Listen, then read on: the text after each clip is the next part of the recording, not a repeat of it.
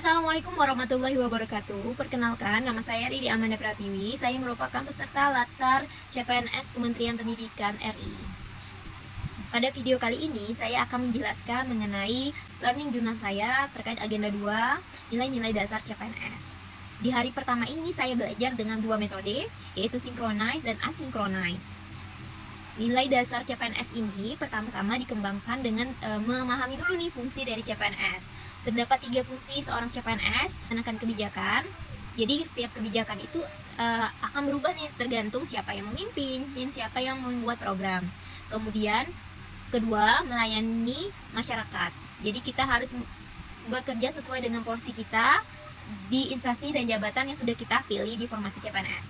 Ketiga adalah menjaga persatuan berbangsa dan negara. Merujuk pada UU nomor 5 tahun 2014, dirancanglah sebuah formula yang dianggap efektif dan efisien dan mudah diterapkan di setiap instansi pemerintah, yaitu dikenal dengan istilah berakhlak. Nah, berakhlak ini terdapat 7 nilai yang ditekankan dan harus dimiliki seorang CPNS. Pertama, itu berorientasi terhadap pelayanan. Kedua, akuntabilitas. Ketiga, kompetensi. Keempat, harmonis. Kelima, loyal. Keenam, adaptif. Ketujuh, kolaboratif. Nah, pada video kali ini bisa menyampaikan 2 nilai, dan nantikan penjelasan dari nilai-nilai dasar CPNS di video berikutnya. Poin pertama, berorientasi pada pelayanan. Step dari what we can do, what the result out, dan yang poin ketiga adalah what we see. Jadi apa yang bisa kita lakukan. Poin kedua, apa yang hasil yang akan kita dapati. Dan yang ketiga adalah apa yang bisa kita lihat dari apa yang kita lakukan atau sebagai bahan evaluasi kita. Pasti terhadap pelayanan yang sudah kita lakukan dengan output yaitu kepuasan dari customer. Nah, customer di sini ini sangat bergantung di mana rekan-rekan CPNS ditempatkan. 9 prinsip nih yang harus dimiliki dalam pemberian pelayanan. Pertama, partisipatif. Kedua, transparan. Ketiga, responsif. Yang keempat, tidak diskriminasi. Yang kelima, mudah dan murah. Keenam, efektif dan efisien. Ketujuh, accessible. Kedelapan, akuntabel.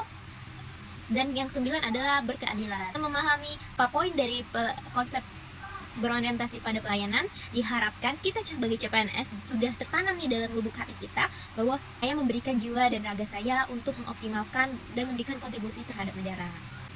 Poin kedua dari nilai dasar CPNS, akuntabel. Akuntabel ini bisa kita artikan sebagai rasa tanggung jawab diri terhadap amanah atau kepercayaan yang sudah diberikan kepada institusi kepada kita. Nah, akuntabel ini memiliki 5 tingkatan. Pertama, tingkat personal. Kedua, tingkat individu. Ketiga, tingkat kelompok. Keempat, tingkat organisasi. Yang kelima adalah tingkat stakeholder.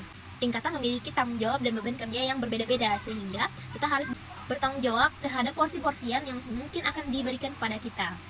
Nah, fungsi dari akuntabel ini ada 3. Yang pertama, fungsi demokratif.